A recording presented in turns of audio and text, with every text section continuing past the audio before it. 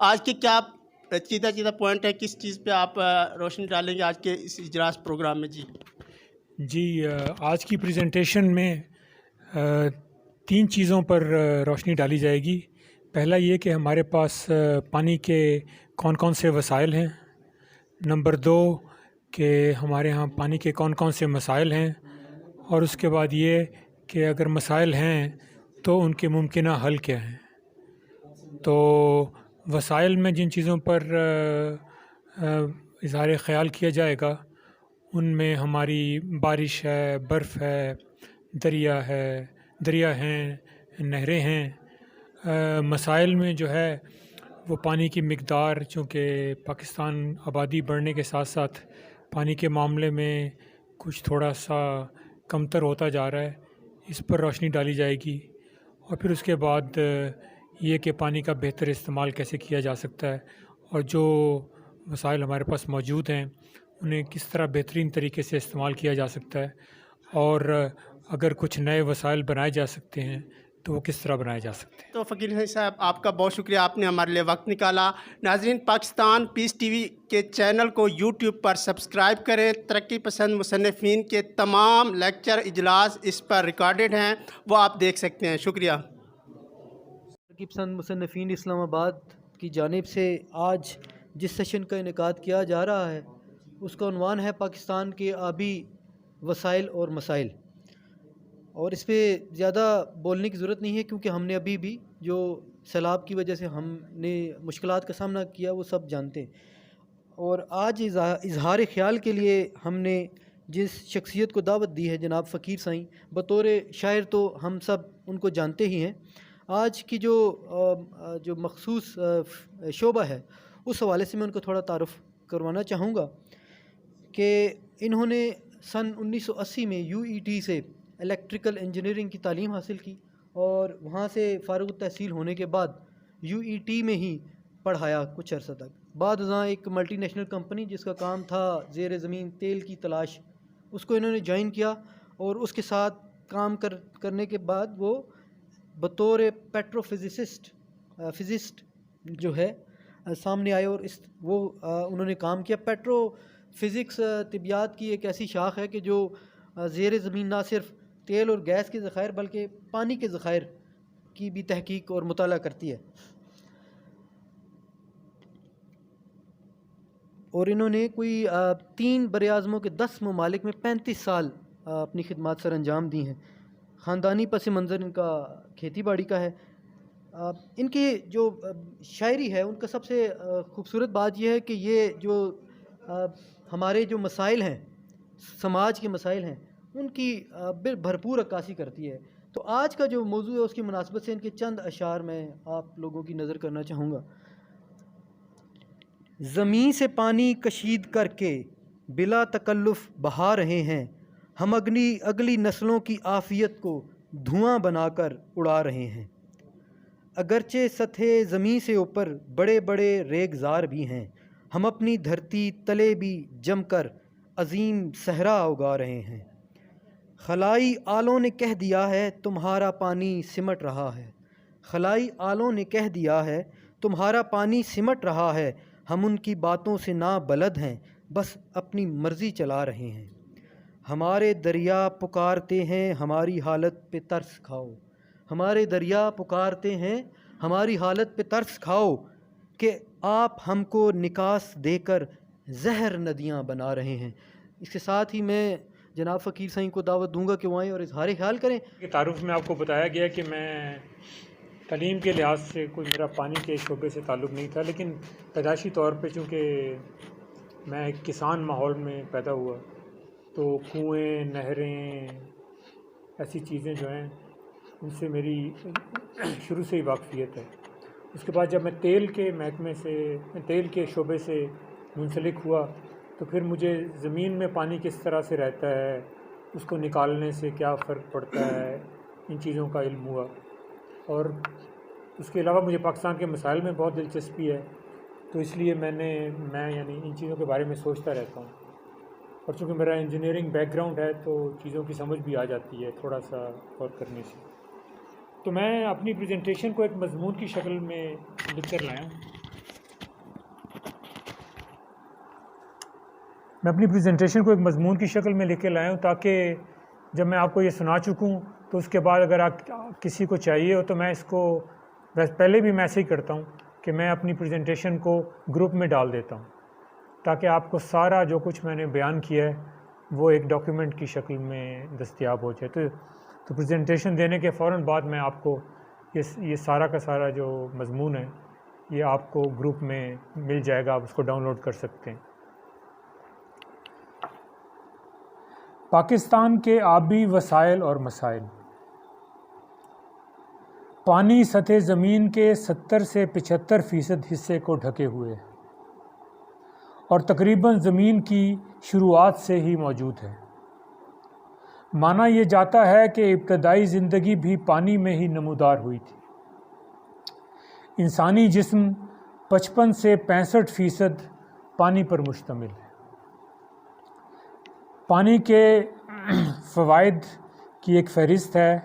ہم اسے پیتے ہیں, خوراک کی تیاری میں کام آتا ہے, صفائی ستھرائی کے لیے استعمال ہوتا ہے, خوردنی اور غیر خوردنی نباتات اگانے کے لیے استعمال ہوتا ہے, صنعت اور تعمیر میں استعمال ہوتا ہے, توانائی کے حصول کے لیے استعمال ہوتا ہے, بھاری مال برداری پانی کے ذریعے کی جاتی ہے اور تفریحی سرگرمیوں کے لیے بھی استعمال ہوتا ہے. پانی ماحول میں گردش کرتا ہے. سمندر سے اور زمین پر سے پانی بخارات کی صورت فضا میں بلند ہوتا ہے جو بادلوں کی شکل اختیار کرتا ہے. پھر وہ بارش اور برف کی صورت میں زمین پر برستا ہے. کچھ زمینی حیات کے استعمال میں آتا ہے, کچھ زمین میں جذب ہو جاتا ہے اور کچھ بہہ کر واپس سمندر میں چلا جاتا ہے. کچھ زمین پر سے ہی بخارات میں ڈھل جاتا ہے اور اسے ہم پانی کی گردش یعنی واٹر سائیکل کہتے ہیں. کچھ ہمارے جغرافیے کے بارے میں. ہمارے شمال میں کشمیر, گلگت بلتستان اور KP کے اونچے برفانی پہاڑ ہیں. ان سے ذرا جنوب میں پشاور سے کالا باغ اور جہلم تک سطح مرتفع یعنی کم اونچے پہاڑ اور بیچ بیچ میں چھوٹے میدان ہیں. دارالحکومت اسی علاقے میں واقع ہے. کالا باغ اور جہلم سے نیچے ایک وسیع و عریض میدانی علاقہ ہے جو پنجاب اور سندھ پر مشتمل ہے, جو جنوب میں ٹھٹھہ کے ساحل تک جاتا ہے. مغرب میں اس میدان کے ساتھ ساتھ KP اور بلوچستان کا خشک پہاڑی علاقہ چلتا ہے جو مکران کے ساحل تک جاتا ہے. دریائے سندھ اس پہاڑی علاقے اور میدان کے تقریباً درمیان چلتا ہے.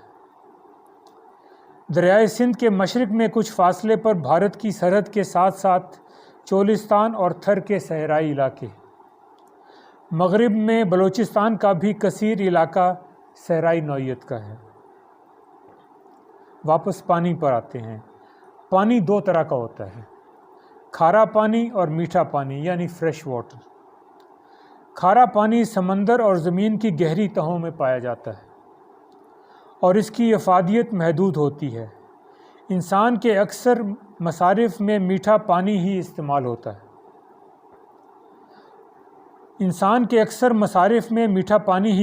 ہوتا ہے. جو دریاؤں, ندی نالوں اور زمین کی اوپری تہوں میں پایا جاتا ہے. زمین کے نیچے پانی کے سمندر یا دریا یا تالاب نہیں ہوتے بلکہ تہوں میں جذب حالت میں ہوتا ہے. اور اس پریزنٹیشن میں جس پانی سے میری مراد ہے وہ تازہ میٹھا یا فریش پانی ہی ہے. کسی خطے یا ملک میں میٹھے پانی کی آمد کے 3 طریقے ہو سکتے ہیں. ایک اونچے پہاڑوں پر برف باری, دوسرا بارش, 3 پڑوس سے دریاؤں میں بہہ کر آنے والا پانی. ہمیں پاکستان میں ان تینوں طریقوں سے پانی میسر ہے. ہمارے شمال میں برفیلے پہاڑ ہیں جن پر گلیشیئر ہیں. یہ گلیشیئر سردیوں میں برف باری کے سبب توانا ہوتے ہیں اور گرمیوں میں پگھل کر پانی کو دریاؤں میں بہاتے ہیں. پاکستان کے شمالی پہاڑوں میں جتنے گلیشیئر ہیں اتنے قطبین کے علاوہ دنیا میں اور کہیں نہیں ہے، تو اس لحاظ سے ہمیں خوش قسمت کہا جا سکتا ہے۔ پاکستان میں درمیانے درجے کی بارش ہوتی ہے۔ بارش کی اوسط مقدار 300 ملی میٹر یعنی 12 انچ کے لگ بھگ ہے۔ شمالی علاقوں میں زیادہ اور جنوبی علاقوں میں کم بارش ہوتی ہے۔ بھارت اور بنگلہ دیش میں ہم سے کئی گنا زیادہ بارش ہوتی ہے۔ بارش کے اس پانی کا بیشتر حصہ بخارات بن کر واپس ماحول میں چلا جاتا ہے اور کچھ حصہ دریاؤں ندی نالوں میں بہاؤ کی شکل اختیار کرتا ہے۔ علاوہ ازیں یہ رجحان بھی دیکھا گیا ہے کہ بڑے شہروں پر بارش زیادہ ہونے لگی ہے۔ اس کی وجہ زیادہ آبادی کے سبب حرارت مقامی طور پر ہوا کے دباؤ میں کمی پیدا کرتی ہے۔ زیادہ بارش گرمیوں میں مانسون یعنی آبی ہواؤں سے اور سردیوں میں مغربی سسٹمز کی بدولت ہوتی ہے۔ مانسون مشرق کے خلیج بنگال اور جنوب کے بحر عرب سے ہم تک پہنچتے ہیں۔ جس سال زیادہ ہو جائیں تو نقصان دہ سیلاب کا باعث بنتے ہیں، جس سال کم ہوں تو گرمی کی فصلوں یعنی چاول اور گنے کی پیداوار میں کمی کا باعث بنتے ہیں۔ سردیوں کی بارشیں یورپ کی طرف سے آنے والے سسٹمز کی بدولت ہوتی ہیں۔ یہ ہماری سردیوں کی فصلوں خاص طور سے گندم کے لیے بہت مفید ہوتی ہیں۔ جس سال گندم کم ہو پیداوار متاثر ہوتی ہے۔ باہر سے آنے والے دریا۔ ہمارا ملک 6 بڑے دریاؤں پر مشتمل ہے۔ اس کے علاوہ ہزاروں چھوٹے دریا اور ندی نالے ہیں۔ بڑے 6 دریا سب کے سب مکمل یا جزوی طور پر پڑوسی ممالک سے آتے ہیں۔ یہ 6 بڑے دریا ستلج، راوی، چناب، جہلم، سندھ اور دریائے کابل ہیں۔ ستلج ہماچل پردیش سے بھارتی پنجاب میں اور پھر قصور فیروز پور کے قریب ہمارے پنجاب میں داخل ہوتا ہے۔ راوی ہماچل پردیش سے بھارتی کشمیر اور پھر بھارتی پنجاب سے ہوتا ہوا نارووال سے ہمارے پنجاب میں داخل ہوتا ہے۔ چناب بھارتی مقبوضہ کشمیر سے آتا ہے اور سیالکوٹ کے قریب ہمارے پنجاب میں داخل ہوتا ہے۔ جہلم کا بڑا حصہ بھارتی کشمیر سے آتا ہے۔ سندھ تبت سے چل کر بھارتی لداخ سے ہوتا ہوا سکردو کے قریب گلگت بلتستان میں پہنچتا ہے۔ سندھ میں پانی کا بڑا حصہ پاکستان ہی کے علاقے میں مختلف ندی نالوں اور چھوٹے دریاؤں سے شامل ہوتا ہے۔ دریائے کابل افغانستان سے پشاور کے قریب پاکستان میں آتا ہے اور اٹک کے قریب دریائے سندھ میں داخل ہوتا ہے۔ پاکستان میں اپنے راستے میں دریائے سندھ کالا باغ پر پنجاب کے میدانی علاقے میں اور گڈو کے مقام پر سندھ میں داخل ہوتا ہے۔ پاکستان میں پنجاب کے نام کی بنیاد بھی 5 دریاؤں پر ہی ہے، لیکن یہ 5 دریا ہمارے موجودہ اس میں سندھ کا دریا شامل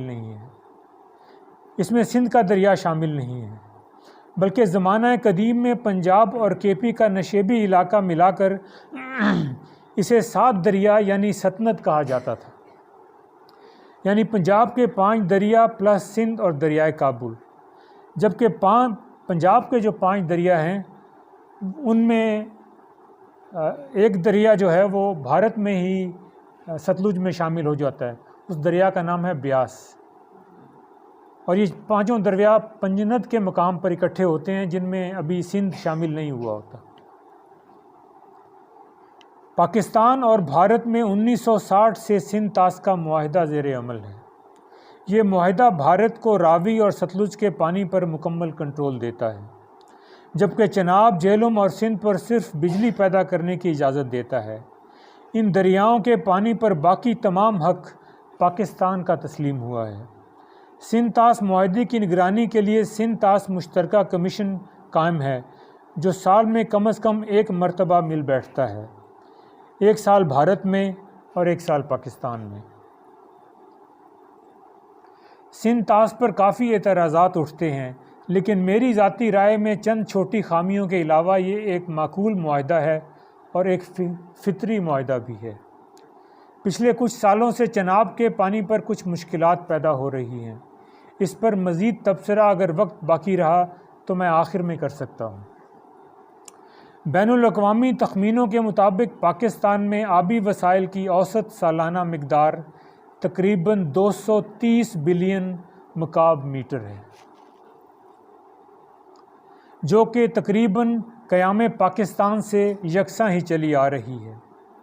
اگر کچھ پڑوسی ممالک سے موازنہ کیا جائے تو افغانستان 60 بلین، بنگلہ دیش 1200 بلین، بھارت 1900 بلین اور چین 2700 بلین کے آبی وسائل رکھتا ہے۔ اگر انہی اعداد کو فی کس میں تبدیل کیا جائے تو چین کے آبی وسائل 18,000 مکعب میٹر۔ ایک سیکنڈ مجھے کیونکہ ہم نے سوچا ایک پیشنٹ ہے تو آپ سے درخواست ہے کہ آپ آپ آ جائیے، میں یہاں بیٹھوں۔ Thank you sir. میں بہت معذرت چاہتا ہوں، ایک جنازہ آ گیا تھا آخر میں تو میں اس کو اٹینڈ کروں، بہت اس کی معذرت چاہتا ہوں۔ صدر صاحب سے اجازت کے ساتھ، اگر انہی اعداد کو فی کس میں تبدیل کیا جائے تو چین کے آبی وسائل 18,000 فی کس، بنگلہ دیش کے 6,000 فی کس، بھارت کے 1,500 فی کس، افغانستان کے بھی 1,500 فی کس اور پاکستان کے 1,000 مکعب میٹر فی کس سالانہ ہے۔ یعنی علاقائی طور پہ ہم پانی کے وسائل کے معاملے میں ایک کمتر پوزیشن میں ہیں۔ اگر انہی اعداد کی فی کس میں تبدیل کیا جائے تو چین کے آبی وسائل 18,000 فی کس، بنگلہ دیش کے 6,000 فی کس مکعب میٹر، یہ فی کس ہیں، جو پہلے والے تھے وہ بلین میں تھے۔ پانی کے مؤثر استعمال اور خصوصاً میدانی علاقوں میں زرعی استعمال کے لیے پانی کو ذخیرہ کرنے کی ضرورت ہوتی ہے، ورنہ بیشتر پانی سمندر کی جانب بہہ نکلتا ہے۔ پانی سٹور یا ذخیرہ 3 طریقوں سے ہوتا ہے، ایک پہاڑوں پر برف اور گلیشیئر، دوسرا زمین کی تہوں میں جذب پانی، تیسرا انسان کے تعمیر کردہ ڈیم اور براج۔ پاکستان کے شمالی پہاڑوں پر جو گلیشیئر پائے جاتے ہیں وہ ایک لحاظ سے تازہ پانی کے عظیم ذخیرے کے مترادف ہیں، لیکن ان سے ہم اپنی مرضی سے پانی نہیں نکال سکتے۔ یہ موسموں کے تابع ہوتے ہیں، گرمی ہو تو پگھلتے ہیں، زیادہ گرمی ہو تو زیادہ پگھلتے ہیں، اور سردی میں مزید برف پڑنے سے ان کی افزائش ہوتی ہے۔ زیر زمین پانی، پاکستان اور خصوصاً شمالی پاکستان ان ذخائر سے مالا مال رہا ہے۔ انگریزوں سے پہلے ہمارے ہاں زراعت کا دار و مدار زمینی پانی پر ہی رہا۔ ان ذخائر میں سے پانی اپنی مرضی سے نکالا اور استعمال کیا جا سکتا ہے، ہاں اس میں توانائی کا استعمال ہوتا ہے، اس لیے یہ آسان طریقہ نہیں۔ پانی کے زمینی ذخائر کا دوبارہ بھرنا ہمارے کنٹرول میں نہیں ہوتا، یہ بارشوں، سیلابوں اور آبی گزرگاہوں پر منحصر ہوتا ہے۔ البتہ اب زمینی پانی کو مصنوعی طریقوں سے بھرنے پر سوچ بچار ہو رہی ہے۔ یہاں یہ بھی قابل ذکر ہے کہ کچھ زیر زمین آبی ذخائر پانی میں نمکیات کا تناسب زیادہ ہونے کے سبب قابل استعمال نہیں ہوتے۔ ڈیم اور براج، پانی کی سطح زمین سے اوپر ذخیرہ کرنے کے لیے ڈیم اور براج تعمیر کیے جاتے ہیں۔ پانی کو روک کر سطح بلند کی جاتی ہے اور اس سے توانائی بنانے، آبپاشی اور دیگر مصارف میں لایا جاتا ہے۔ پاکستان میں یہ خیال کیا جاتا ہے کہ اس پر کام تو ہوا ہے لیکن تسلی بخش حد تک نہیں ہوا۔ پاکستان میں ابھی تک 3 بڑے ڈیم، 16 بیراج اور متعدد چھوٹے ڈیم بنائے گئے ہیں۔ 3 بڑے ڈیم پشاور کے قریب وارسک، ہری پور کے قریب تربیلا اور جہلم کے قریب منگلہ ہیں۔ یہ سب 60 اور 70 کی دہائیوں میں تعمیر ہوئے۔ ہماری پانی ذخیرہ کرنے کی کل کیپیسٹی 27 ارب مکعب میٹر بتائی جاتی ہے۔ موازنے کے طور پر بھارت کی 247 ارب اور چین کی 830 ارب کیپیسٹی ہے۔ اس وقت متعدد نئے ڈیموں پر کام ہو رہا ہے، جن میں سے سب سے بڑا پروجیکٹ دیامر بھاشا ڈیم کا ہے۔ ڈیم اور بیراج میں فرق کیا ہوتا ہے؟ ڈیم پہاڑوں میں بنائے جاتے ہیں، ان میں پانی کو ذخیرہ کرنے کے لیے آس پاس کے پہاڑوں کی بلندی کا استعمال کیا جاتا ہے، اور اس طرح ذخیرہ کیے گئے پانی کی مقدار بہت زیادہ ہوتی ہے۔ اس سے دریاؤں کے بہاؤ میں موسمی کمی بیشی کو ہموار کیا جا سکتا ہے، پانی کی بلندی کے مطابق بجلی پیدا کی جا سکتی ہے۔ اس ضمن میں کالا باغ ڈیم ایک متنازع موضوع ہے جس پر سوال جواب کے وقفے میں بات ہو سکتی ہے۔ بیراج میدانی علاقوں میں بنائے جاتے ہیں، پانی کی سطح بہت زیادہ بلند نہیں کی جا سکتی، گیٹ لگا کر دائیں بائیں آبپاشی کے لیے نہریں نکالی جاتی ہیں، سازگار حالات میں محدود پیمانے پر بجلی بھی پیدا کی جا سکتی ہے۔ ہمارے ہاں چشمہ اور توسا بیراجوں پر پن بجلی بنائی جاتی ہے۔ پاکستان کا نہری نظام کوئی 16 بڑے بیراجوں پر مشتمل ہے۔ پانی زرعی اور دیگر استعمال کے لیے ہم تک پہنچتا کیسے ہے؟ ایک تو یہ قدرتی دریا اور ندی نالوں کے ذریعے، دوسرے نہروں کے ذریعے، تیسرے کاریز کے ذریعے، چوتھا چاہی نظام یعنی کنوؤں اور ٹیوب ویل کے ذریعے۔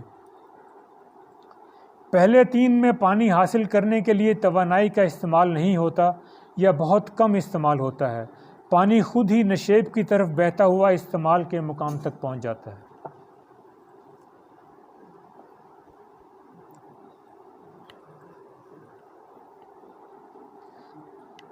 کنویں اور ٹیوب ویل میں چونکہ پانی گہرائی سے نکالا جاتا ہے، اس لیے توانائی درکار ہوتی ہے۔ پرانے زمانے میں رسی، بالٹی یا بیل استعمال ہوتے تھے، آج کل ہینڈ پمپ، موٹر اور ٹیوب ویل رائج ہیں۔ کیونکہ اضافی توانائی خرچ کرنا پڑتی ہے، اس لیے اس کی مقدار کم ہوتی ہے۔ پاکستان میں پانی کا بیشتر استعمال کاشتکاری میں ہوتا ہے۔ ایک تخمینے کے مطابق ہم اپنے پانی کا 90 سے 93% فصلوں کی آبپاشی پر خرچ کرتے ہیں۔ ہمارا آبپاشی کا طریقہ فلڈ اریگیشن کہلاتا ہے، یعنی کھیت میں پانی چھوڑ کر اسے بھر دیا جائے۔ اس میں فصلوں کی ضرورت سے کہیں زیادہ پانی خرچ ہوتا ہے۔ ہماری کل زرعی زمین کا تخمینہ 50 سے 55 ملین ایکڑ ہے۔ اس میں 63% پنجاب میں، 18% سندھ میں اور تقریباً 10% کے پی اور بلوچستان میں ہے۔ سندھ اور پنجاب کے میدانی علاقہ ہونے کی بدولت یہاں وسیع پیمانے پر نہری نظام کی آبپاشی ممکن ہے۔ ہمارے پاس دنیا کا سب سے بڑا نہری آبپاشی کا نظام ہے، اور اگر سچ کہا جائے تو اس کا سہرا انگریز کے سر ہے۔ انگریزوں سے پہلے بھی یہاں محدود پیمانے پر نہری نظام موجود تھا، لیکن انگریز نے پنجاب اور سندھ میں بڑے پیمانے پر نہری نظام کی بنیاد ڈالی، جس سے پنجاب اور سندھ کے وسیع و عریض علاقے جہاں پہلے کاشتکاری نہیں تھی وہ زیر کاشت آ گئے۔ قحط جو پہلے کافی تواتر سے آتے تھے ان میں کمی آ گئی۔ انگریز نے اس عمل کا آغاز 1880 کی دہائی میں کیا۔ پنجاب میں جو علاقے انگریز نے آباد کیے انہیں کینال کالونیاں کہا جاتا تھا۔ ان علاقوں کی پہچان چک نمبروں سے ہوتی ہے۔ چک نمبر فلاں بٹا فلاں گاف بے کا مطلب ہوتا ہے کہ یہ گاؤں انگریزوں نے آباد کیا، اور جس نہر سے اس کے کھیت سیراب ہوئے وہ گوگیرا برانچ۔ کینال کالونیوں میں سینٹرل اور ایسٹ پنجاب کے کسان لا کر بسائے گئے۔ یہ پنجابیوں کی آزادی سے پہلے کی بڑی ہجرت تھی۔ سرگودا، فیصل آباد، جھنگ، ساہیوال، ملتان، بہاول نگر کے علاقوں میں لوگ مشرقی اور وسطی پنجاب سے لا کر آباد کیے گئے۔ دیکھا جائے تو وہ ہجرت ابھی تک ہمارے لیے خوراک پیدا کر رہی ہے۔ بعد ازاں جب سندھ میں نہری نظام پہنچا تو وہاں بھی باہر سے لا کر کسان آباد کیے گئے۔ انگریزوں کے اس نہری نظام میں 5 مقاصد تھے۔ قحط کے خطرے کو کم کرنا، کیونکہ ان زمانوں میں گاہے بگاہے قحط آتے تھے۔ برطانیہ کو کپاس کی برآمد، کسان پیشہ لوگوں کی مہارت کا استعمال، گنجان آباد علاقوں کی آبادی کم کرنا۔ یہاں میں یہ بتانا چاہوں گا کہ یہ جو ایسٹ پنجاب ہے انگریزوں کے دور میں بہت گنجان آباد تھا، اور انہیں یہ فکر تھی کہ اگر یہ لوگ اس طرح سے تنگ رہے تو ہمارے لیے مشکل پیش کر سکتے ہیں. تو انہوں نے یہ وہاں سے لوگ لے کر، اور وہ کسان پیشہ لوگ بھی تھے، تو انہیں وہاں سے انہوں نے ٹرانسفر کیا. اور انگریزوں کا جو اس میں آخری مقصد تھا وہ یہ تھا کہ اپنے وفادار لوگوں کو بھی خوش کرنا اور فوج کے لیے گھوڑے پالنا. کچھ علاقے ایسے تھے جہاں زمینیں صرف گھوڑے پالنے کے لیے دی گئی تھی. نہری نظام کے دو اہم جزو بیراج اور نہریں ہوتی ہیں. تمام بڑے دریاؤں پر بیراج بنائے گئے اور وہاں سے آبپاشی کی نہریں نکالی گئیں. جیسے پہلے ذکر کر چکا ہوں، بیراج دریاؤں پر کم اونچائی کی دروازوں والی رکاوٹ کی شکل میں ہوتے ہیں، جس سے پانی کے بہاؤ کو مرضی کے مطابق دائیں بائیں کی نہروں میں موڑا جا سکتا ہے. بیراج میدانی علاقوں میں ہی بنائے جا سکتے ہیں. پاکستان بننے کے بعد نظام کو توسیع دے کر تقریباً 2 گنا کر دیا گیا ہے. تو ہم یہ نہیں کہہ سکتے کہ انگریز کے بعد کام رک گیا، جیسا کہ ریلوے میں ہوا.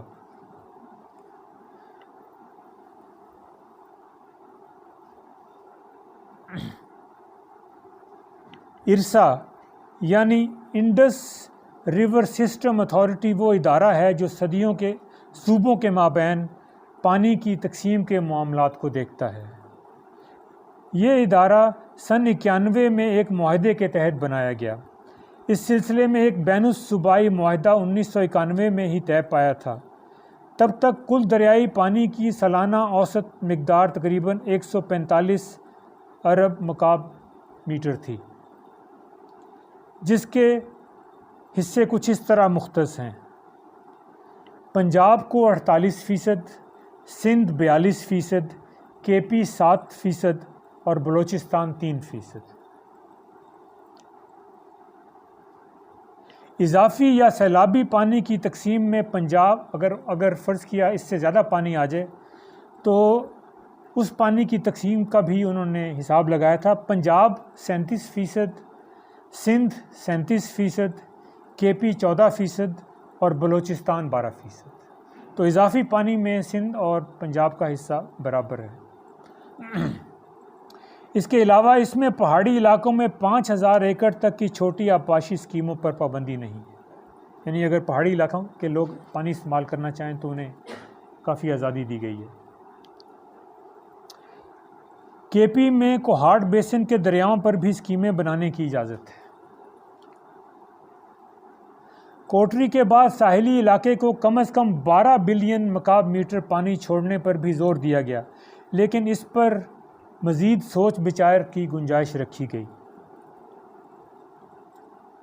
تو یہ ارسا کا جو معاہدہ یہ ابھی تک 1991 کا ہی چل رہا ہے اور یہ بے نظیر کے دور میں ہوا تھا، اور چھوٹے موٹے اس میں آتے رہتے ہیں مسائل، لیکن اوورآل یہ معاہدہ اچھا پرفارم کر رہا ہے. اس کے علاوہ میں ایک اور سسٹم کے بارے میں آپ کو بتانا چاہتا ہوں. کے پی میں ایک چھوٹا سا نہری نظام انگریز نے مردان کے علاقے کے لیے بھی بنایا تھا. 1916 میں دریائے سوات سے مالاکنڈ جبن پہاڑ میں سے 5 کلومیٹر لمبی ٹنل کھود کر یوسف زئی میدان کو سیراب کرنے کے لیے اپر سوات کے نام سے نہر نکالی گئی. اس نہر سے اس علاقے کی زرعی پیداوار میں خاطر خواہ اضافہ ہوا. یہ ٹنل اس دور میں سول انجینئرنگ کا کارنامہ سمجھی جاتی تھی. بعد میں منڈا ہیڈ ورکس سے لوور سوات نہر نام کی بھی ایک نہر نکالی گئی. تو یہ جو علاقہ جس کو سیراب کیا گیا ہے، اس کو میرا خیال ہے یوسف زئی میدان کہا جاتا ہے اس علاقے کو. اس میں چارسدہ، مردان اور سوابی کا علاقہ آتا ہے. بعد کے پی میں اس کے علاوہ وارسک ڈیم سے 2 نہریں اور تربیلا ڈیم سے بھی 2 نہریں نکالی گئی ہیں. نہری آبپاشی کے فوائد: وسیع علاقے زیر کاشت لائے جا سکتے ہیں. پانی خود بہہ کر کھیت تک پہنچتا ہے، توانائی خرچ نہیں کرنا پڑتی.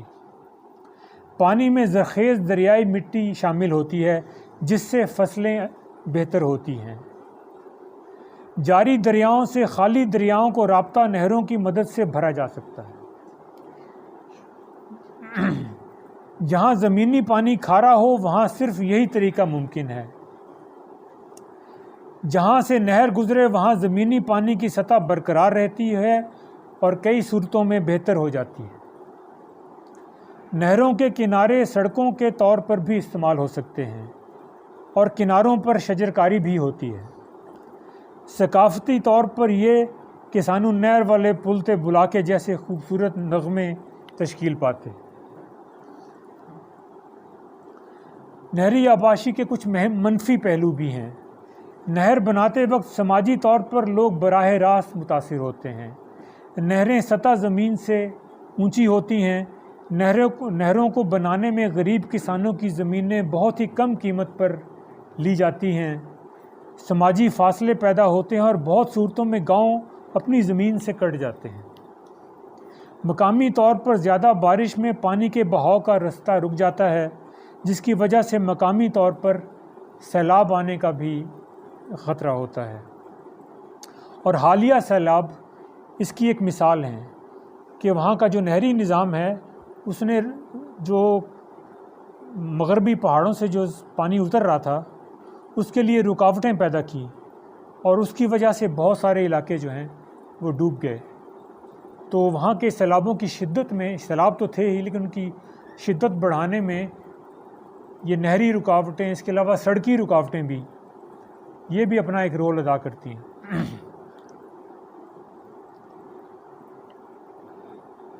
نہروں کی مینجمنٹ کے مسائل۔ نہروں کی نگرانی آبپاشی کا محکمہ کرتا ہے۔ جب تک انگریز رہے معاملات بہت اچھے رہے، اس کے 20 سال بعد تک بھی سب ٹھیک رہا، لیکن پھر ابتری شروع ہو گئی۔ پہلے نہروں کی مرمت اور صفائی اچھی ہوتی تھی، اب عدم توجہ سے نہروں کی آب برداری کی کیپیسٹی میں کمی آتی ہے، یعنی صورتحال اچھی نہیں ہے۔ پانی کی تقسیم میں بھی تگڑے کسان کمزور کسان کا حق مارتے ہیں۔ نہروں کے کنارے گزرگاہوں اور درختوں کی دیکھ بھال بھی اب اچھی نہیں رہی۔ چاہی یا کنووں کی آبپاشی، یہ آبپاشی کا قدیم ترین طریقہ ہے۔ یہ زیر زمین میٹھے پانی والے علاقوں میں رائج رہا ہے اور زمانہ قدیم سے کے پی، پنجاب اور سندھ کے میٹھے پانی والے علاقوں میں مستعمل ہے۔ پہلے یہ فارسی کنوؤں کے ذریعے ہوتی تھی، اب ٹیوب ویل استعمال ہوتے ہیں۔ پنجاب کے پرانے آباد علاقوں یعنی سینٹرل پنجاب میں یہی طریقہ رائج ہے۔ نہریں صرف وہاں سے گزرتی ہیں، آبپاشی نہیں کرتی، جیسے لاہور، سیالکوٹ، گوجرانوالا اور گجرات کے علاقے۔ پنجاب میں بہت جگہوں پر بیک وقت نہری اور چاہی پانی استعمال ہوتا ہے، جیسے شیخو پورہ، فیصل آباد، ملتان اور کئی دیگر علاقے۔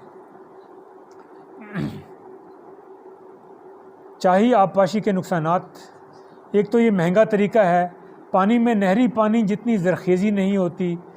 جب سے ٹیوب ویل کا استعمال شروع ہوا ہے، پانی تیز رفتاری سے کھینچا جا رہا ہے، جس کے سبب پانی کی زیر زمین سطح کے گرنے کا احتمال ہے۔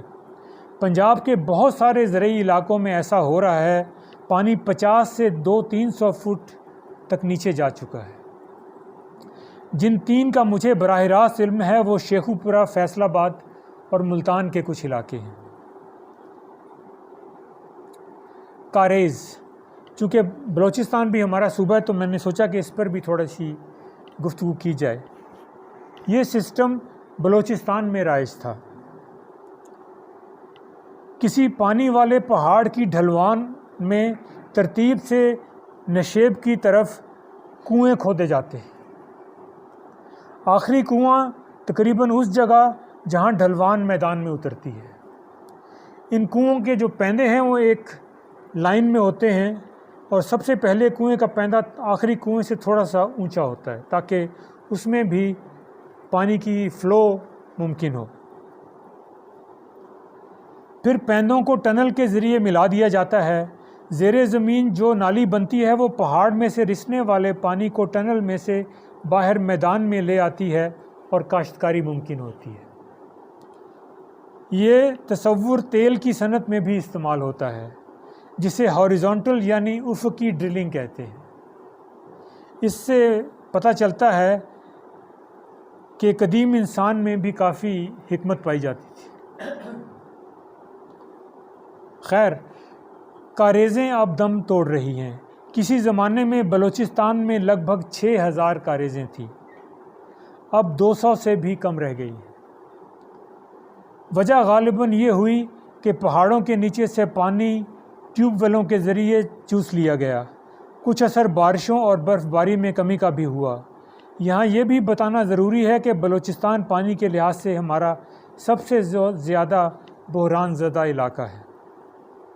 وہاں زمینی پانی کو ٹیوب ویلوں کے ذریعے بہت استعمال کیا گیا ہے۔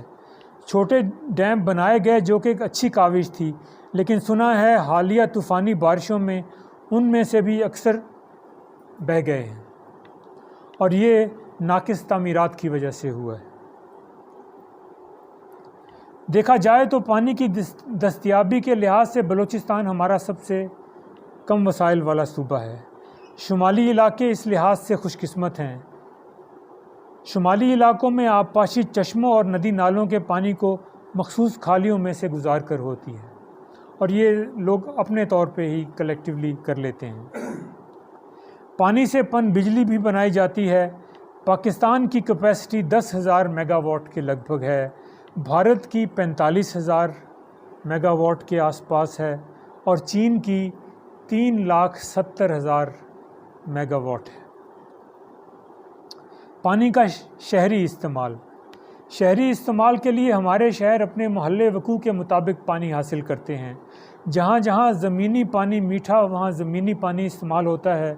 جہاں پاس کوئی جھیلیں اور ڈیم ہیں وہاں ان سے استفادہ کیا جاتا ہے۔ جہاں قریب نہر ہے اس سے پانی لیا جاتا ہے۔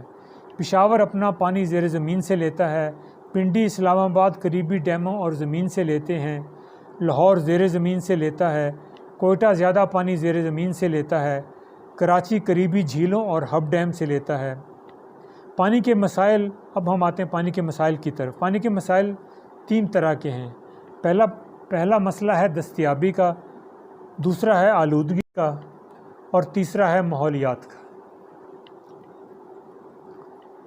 دستیابی، ہمارے ہاں یہ مفروضہ پایا جاتا ہے کہ ہمارے پاس دریاؤں میں اور زیر زمین لامحدود میٹھا پانی میسر ہے۔ جیسا کہ شروع میں ذکر ہوا، ہماری تازہ پانی کی قدرتی سپلائی 233 بلین ہے، جو کہ فی کس آبادی کے بین الاقوامی معیار سے تقریباً آدھی ہے۔ جو بین الاقوامی معیار ہے وہ تقریباً 1800 کے لگ بھگ ہے۔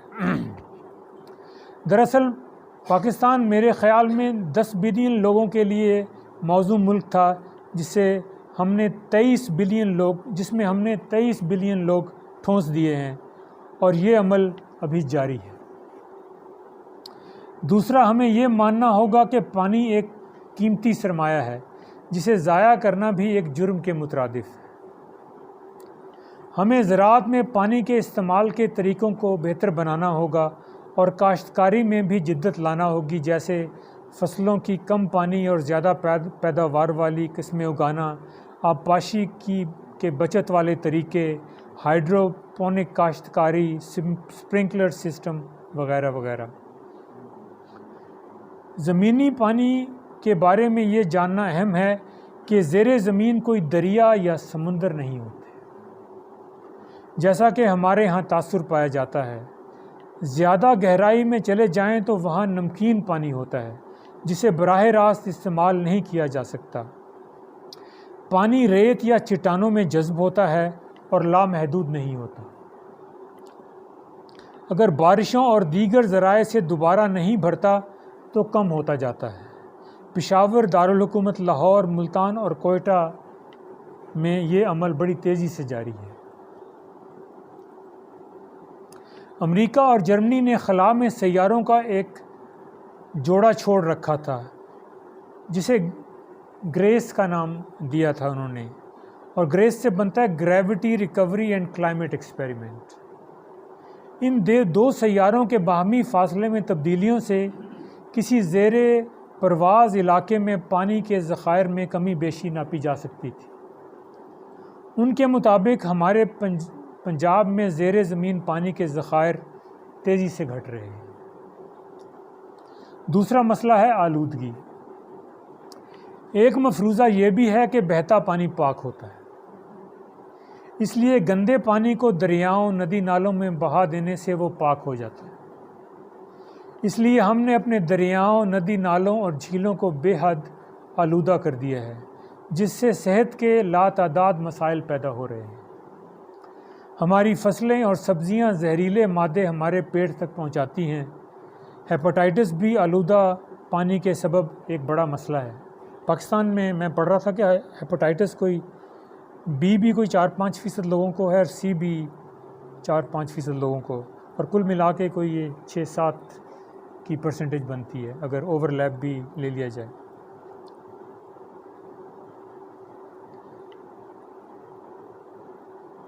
میرا گاؤں جو کہ زیر زمین بہترین میٹھے پانی کے علاقے کے طور پر مشہور تھا، اب وہاں زمینی پانی پینے کے قابل نہیں رہا۔ فلٹر پلانٹ لگائے جا رہے ہیں۔ پانی کی آلودگی کی ایک اور بڑی وجہ کھاد اور کیڑے مار دواؤں کا بے دریغ استعمال ہے۔ ہمارے دریا ندی نالوں میں اب مچھلیوں کا زندہ رہنا بھی ممکن نہیں رہا، جو کہ کسی دور میں عام تھی۔ شہروں میں انڈسٹری اپنا نکاس دریاؤں میں بہاتی ہے۔ کئی شہروں میں اب یہ میں ایک آپ کو چیز بتانا چاہ رہا ہوں، شاید آپ میں سے کسی کو اس کا علم ہو۔ کئی شہروں میں لوگ زمین میں بور کر کے اپنا گٹر کا پانی اس میں ڈالتے ہیں۔ میرے خیال میں اس سے بڑا جرم جو ہے زیر زمین پانی کے ساتھ اور کوئی نہیں ہو سکتا، اور اس چیز کو غرقی کہا جاتا ہے، یعنی وہ اپنا گند جو ہے اس کو غرق کر رہے ہیں، آنکھ اوجل کر رہے ہیں۔ مجھے یہ اطلاعات پہلے سیالکوٹ اور اس کے بعد لاہور سے ملی ہیں، بلکہ لاہور سے تو پتہ چلا ہے کہ کئی انڈسٹریاں بھی اپنا نکاس زمینی پانی میں پمپ کر رہی ہیں۔ علاقے کے اور تیسرا جو ہے مسئلہ وہ ماحولیات کا ہے۔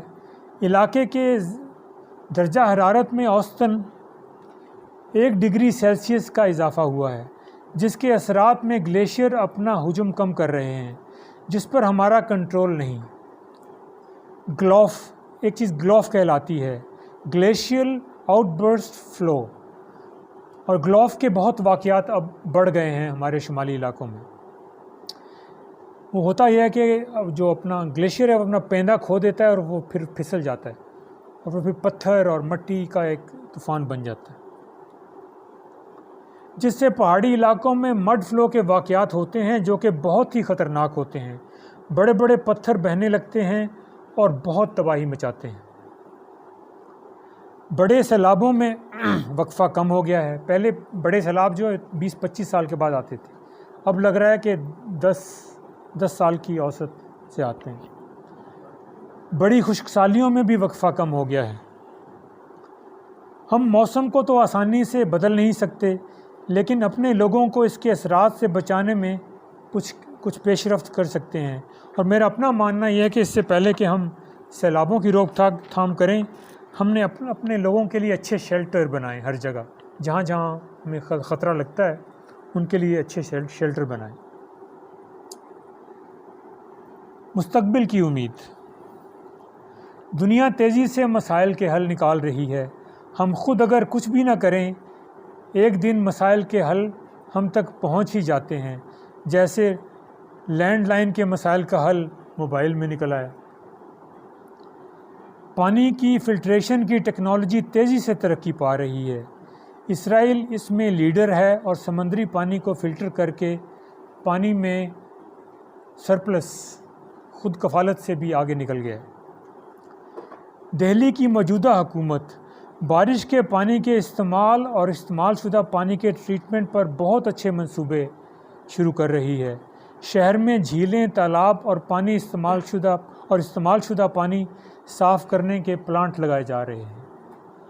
آخر میں جو بات میرے نزدیک سب سے اہم ہے وہ ہے آبادی کو لگام دینا، کیونکہ اگر ہم نے ایسا نہ کیا تو پھر پانی تو کیا، کوئی بھی مسئلہ ہماری گرفت میں نہیں آنے والا۔